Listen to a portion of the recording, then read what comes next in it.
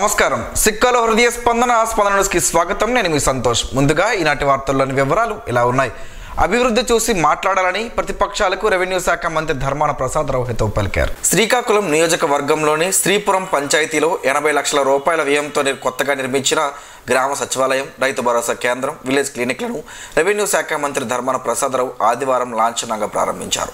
ఈ సందర్భంగా ఆయన మాట్లాడుతూ, ఇవాళ రాష్ట్రం కోసం మాట్లాడుతున్న విపక్ష నేత చంద్రబాబు నాయుడు హైదరాబాద్లో ఉంటున్నారని, ఆయన వ్యాపారాలన్నీ పక్క రాష్ట్రంలో ఉంటే అదనంగా ఇక్కడ సీఎం పదవి కావాలని కోరుకుంటున్నారని చెప్పారు. అలాంటి వాళ్ళు ఈ రాష్ట్ర ప్రయోజనాల కోసం మాట్లాడడం విడ్డూరంగా ఉందన్నారు. పథకాల అమలులో భాగంగా గ్రామాల్లో ఏనాడైనా వర్గాలు చూసామా, పార్టీ చూసామా అని ప్రశ్నించారు. ప్రభుత్వం అందించే పథకాలకు అర్హులా కాదా అన్నదే చూశామని వివరించారు. చంద్రబాబు సీఎంగా ఉన్నప్పుడు ఎందుకు ఈ మాట చెప్పలేకపోయారు, చెప్పు లోకేష్ అంటూ ప్రశ్నించారు. ఇప్పుడు ఈ కార్యాలయాలు 3 వెల్నెస్ సెంటర్, రైతు భరోసా కేంద్రం పక్కనున్నది. ఈ 3 మీకు అవసరమైనది, గ్రామానికి అవసరమైనది. దీనికోసం పూర్వం అయితే ఎక్కడికి పెద్ద హాస్పిటల్, దానికోసం అయితే మన డెమాన్స్ట్రేటర్ దగ్గరికి, అదైతే మండల పరిషత్తు తాలూకాకి అక్కడికి. ఈ 3 మీకు అవసరం ఎక్కువ ఉంటుంది. ఆ 3 దానికి సంబంధించిన అధికారులు అందరూ కలిసి మీ గ్రామంలోనే ఇప్పుడు నివాసం ఉంటున్నారు. మీరు ఎవరైనా మండల పరిషత్కి వెళ్ళడం అవసరం ఉంది, ఇప్పుడు ఇంకా తాలూకా కార్యాలయంలో అవసరం ఉందా? పరిపాలన వికేంద్రీకరణ అంటే ఇది కరెక్ట్. ఇంతవరకు ఎవరెవరో చెప్పారు కానీ పరిపాలన వికేంద్రీకరణ, ఇంటి వద్ద పాలన, ఊర్లోని పాలన అని పేర్లు పెట్టారు తప్ప నిజమైనటువంటి పాలన ప్రజల ముంగిటికి తెచ్చినటువంటిది జగన్మోహన్ రెడ్డి, వైఎస్ఆర్ ప్రభుత్వం, మా ప్రభుత్వం, మీరు ఎన్నుకున్నటువంటి ప్రభుత్వం ఈ సందర్భం మనం చేస్తుంది. ఈ రోజు జగన్మోహన్ రెడ్డి రకరకాలుగా మీకు చిత్రించేసి బొమ్మలు చూపడం వలన అతని దుర్మార్గుడు అన్న అభిప్రాయంలో కొంతమంది ఇంకా అనుకుంటుండవు. అది చాలా అన్యాయం. అతను సమూలంగా రాష్ట్రాన్ని మార్చాలన్నటువంటి ప్రయత్నంలో ఉన్నాడు. దానికి మీ గ్రామమే ఉదాహరణ. ఈవేళ ఇంత సంతోషంగా మీ అందరూ ఉండడానికి కారణమే అతని పరిపాలన.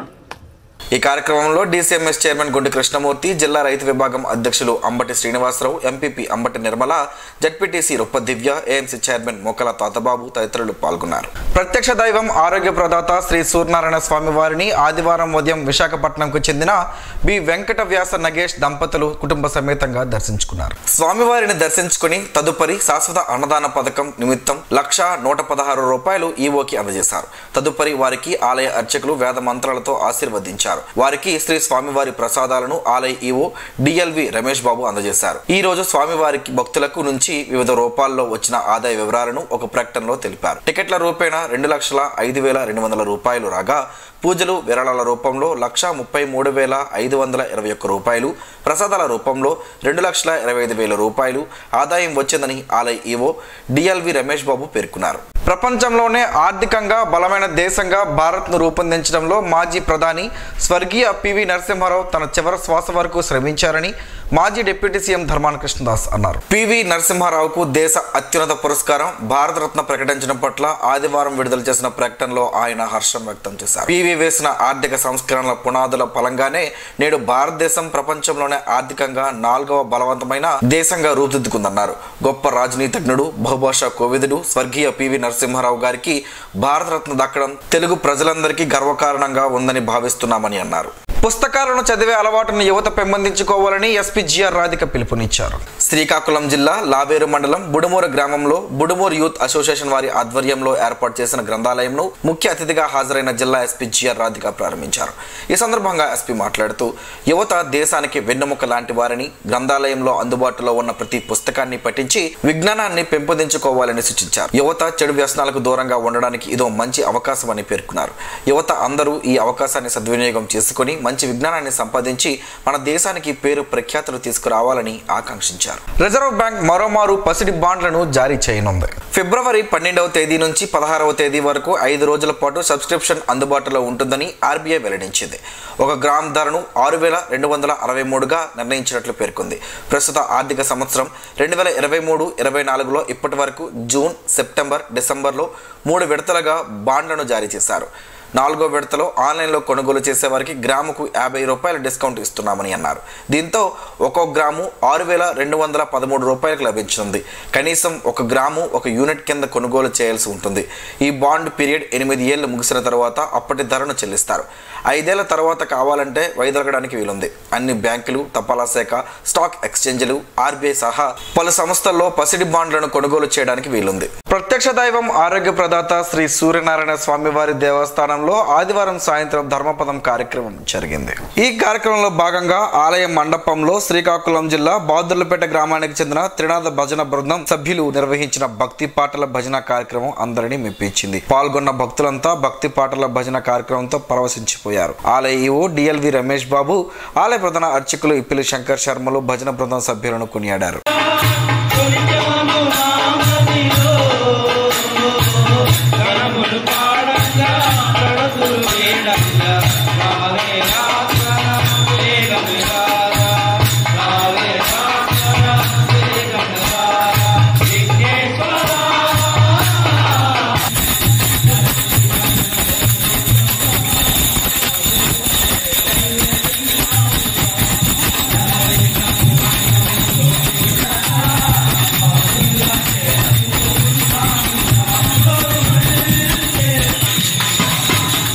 సంపూర్ణ ఆరోగ్యం, ఆనందం ధ్యానం వల్ల లభిస్తాయని ప్రజాపిత బ్రహ్మపుత్ర సమాజం శ్రీకాకుళం జిల్లా ఇన్ఛార్జ్ డి ఉమామహేశ్వరి అన్నారు. ఆదివారం శ్రీకాకుళం ఆర్ట్స్ కళాశాల ఆవరణలో స్టార్ వాకర్స్ క్లబ్ సభ్యులకు ఈ నెల 17న కల్లెపల్లి సాంప్రదాయం ప్రాజెక్టులో జరగనున్న శ్రీ త్యాగరాజస్వామి ధ్యాన ఆరాధనోత్సవాలు కన్నుల పండుగగా నిర్వహిస్తామని ఆమె చెప్పారు. శ్రీకాకుళం నగరంలో ఉన్న అన్ని రంగాల ప్రముఖులు, వివిధ సంస్థల ప్రతినిధులను ఆహ్వానిస్తున్నామని తెలిపారు.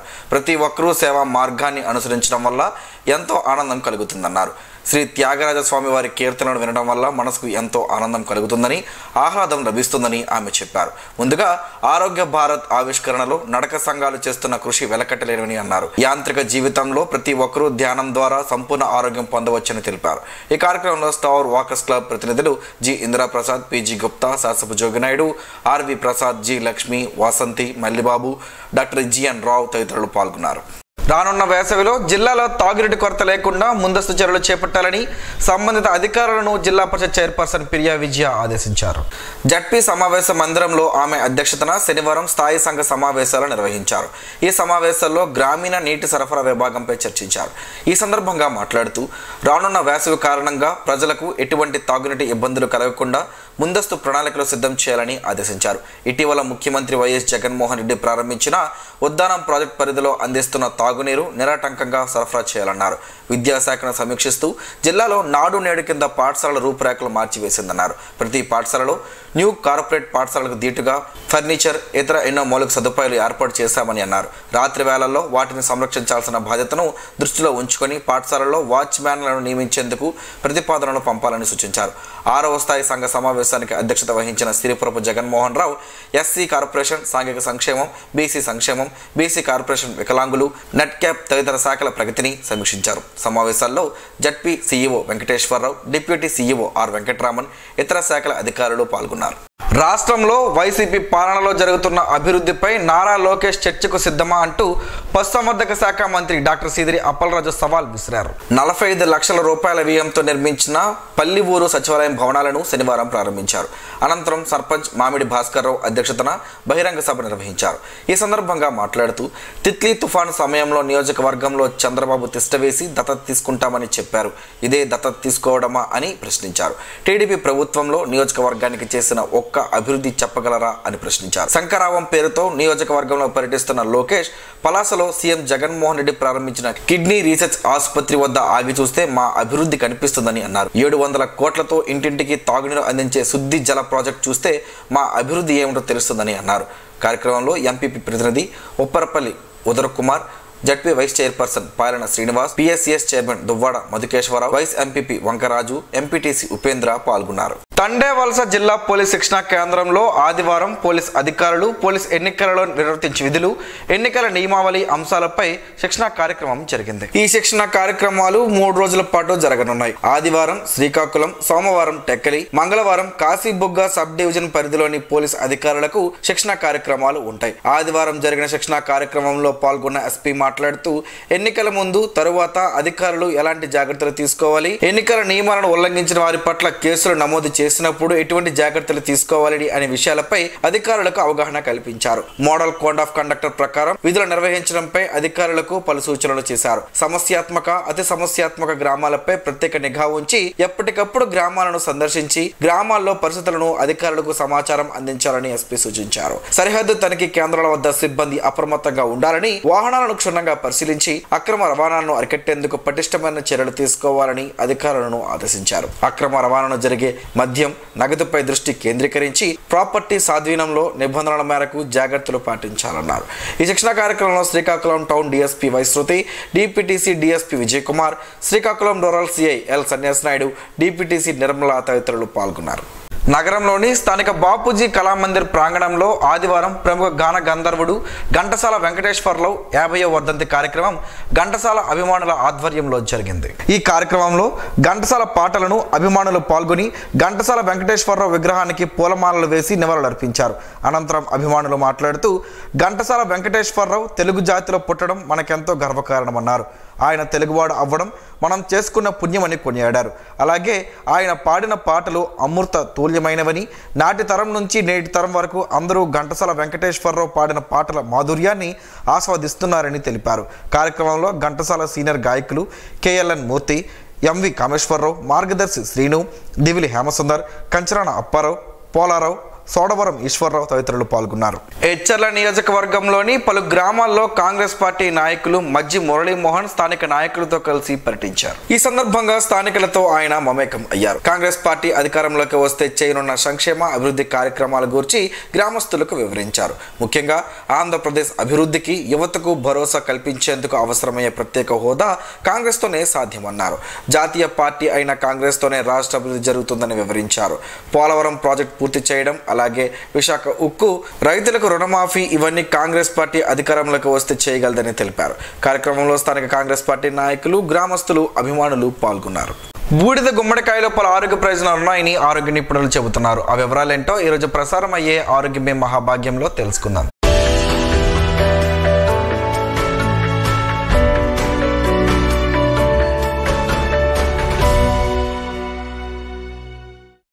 బూడిద గుమ్మడికాయను తినడానికి చాలా మంది ఇష్టపడరు. కానీ బూడిద గుమ్మడికాయలో పోషకాలు ఎక్కువ, క్యాలరీలు తక్కువ. దీనిలో విటమిన్లు, ఖనిజాలు పుష్కలంగా ఉంటాయి. దోసకాయ రుచిలాగే ఉండే ఈ గుమ్మడికాయ ఉపయోగాలు బోలెడు. నీటి శాతం ఎక్కువగా ఉండే బూడిద గుమ్మడికాయలను స్మూతీలు, జ్యూస్లు, సలాడ్ల రూపంలో ఆహారంలో చేర్చుకోవచ్చు. ఇందులో ఫైబర్ పుష్కలంగా ఉంటుందని ఆరోగ్య నిపుణులు చెబుతున్నారు. Zinc, iron, magnesium, calcium, phosphorus, copper, manganese వంటి ఖనిజాలు ఉంటాయి. Vitamin C, niacin, riboflavin, thiamine వంటి విటమిన్లు కూడా ఎక్కువ మొత్తంలో ఉంటాయి. ఇక ఆల్కనాయిడ్లు, టానిన్లు, గ్లైకోసైడ్లు, ఫినాల్స్, ఫ్లావోనాయిడ్లు వంటి ఫైటోకెమికల్స్ కూడా అధికంగా ఉంటాయి. ఆహారంలో భాగంగా చేసుకోవడం వల్ల శరీరంలో చెడు కొవ్వు చెరనీయకుండా కాపాడతాయి. తరచూ తినడం వల్ల జ్ఞాపక శక్తి మెరుగుతుంది. దీనిలో ఉండే ఫోలేట్ పుట్టుకతో వచ్చే లోపాలను నివారించడానికి కూడా సహాయపడుతుంది. ఇందులో ఉండే యాంటీ ఇన్ఫ్లమేటరీ, యాంటీ మైక్రోబయల్ లక్షణాలు రోగనిరోధక శక్తిని పెంచేందుకు ఎంతగానో సహాయపడతాయి. మధుమేహ బాధితుల శరీరంలోని చక్కెర స్థాయిలను నియంత్రణలో ఉంచుతుంది. క్షయ, రక్తహీనతను తగ్గించడానికి సహాయపడుతుంది. పేగుల కదలికను నియంత్రించడంలో సహాయపడుతుంది. ఆంత్రము, చిన్న ప్రేవుల లేదా పెద్ద ప్రేవుల్లోని అసౌకర్యాన్ని తగ్గిస్తాయి. పీచు, పొటాషియం ఉండడం వల్ల అధిక రక్తపోటును నిరోధిస్తుంది. మూత్రపిండాల్లో రాళ్ళు ఏర్పడటాన్ని కూడా నిరోధిస్తుంది. కంటి చూపు మెరుగు అవడానికి తోడ్పడుతుంది. ఇందులో ఉండే యాంటీ ఆక్సిడెంట్లు విటమిన్ సి కాలేయ ఆరోగ్యాన్ని కాపాడతాయి. జుట్టు పెరుగుదలకు సహాయపడుతుంది. అలాగే జలుబు, ఆస్తమా, సైనటిస్ సమస్యలు ఉన్నవారు వీటిని తీసుకోకపోవడమే మంచిదని, ఎందుకంటే దీనిలో శరీరాన్ని చల్లబరిచే గుణాలు ఉంటాయని ఆరోగ్య నిపుణులు చెబుతున్నారు.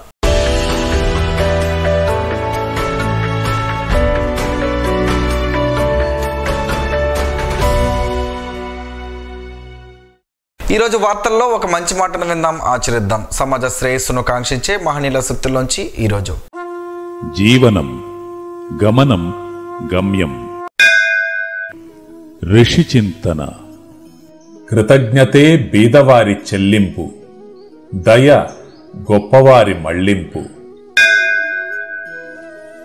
ప్రపంచం కూడా ఎంతో కొంత దుర్మార్గపు మసాలాను ఆధ్యాత్మికములో ప్రేరేపించడం కంటే దురదృష్టం లేదు.